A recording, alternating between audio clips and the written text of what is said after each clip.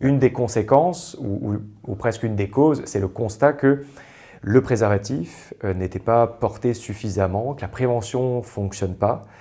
Donc il fallait trouver un autre moyen.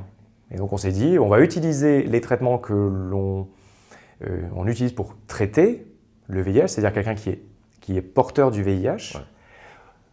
On va les utiliser non pas pour traiter, mais pour prévenir, pour protéger. Et ça marche terriblement bien. Et ça marche terriblement bien. À tel point que d'ailleurs les gens qui avaient été, on ne dit pas forcément des cobayes, je ne sais pas comment on dit, mais les gens sujets qui se sont portés à l'étude, qui ont fait partie des études, on n'est pas allé au terme des études parce qu'on s'est rendu compte que ça marchait tellement bien que déontologiquement on ne pouvait pas aller au bout des études et qu'on a du coup donné la PrEP au groupe qui n'avait pas la PrEP. Ouais, parce que voilà, et je crois que la PrEP est arrivée en France en 2012. C'est le premier pays. En 2012. Oui, le premier pays au monde qui l'a eu, c'était les États-Unis. Le deuxième, c'était la France, parce que justement, il y avait beaucoup de recherches.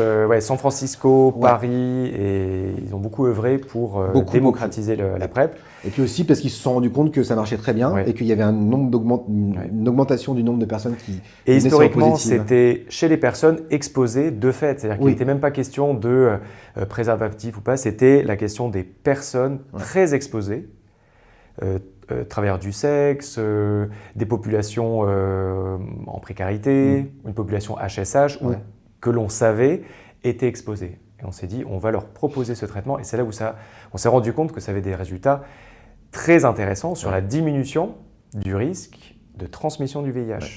C'est plus de 99%, je crois. 99,99 quelque chose. Et donc, on s'est dit ensuite, on va le généraliser, soit aux personnes HSH, ou alors même à des personnes qui potentiellement voudraient rajouter un niveau de couverture, de protection par rapport au VIH. Attention, ça protège contre le VIH, mais pas du tout contre les autres IST, chlamydia, gonocoque, la syphilis, qui sont des infections bactériennes.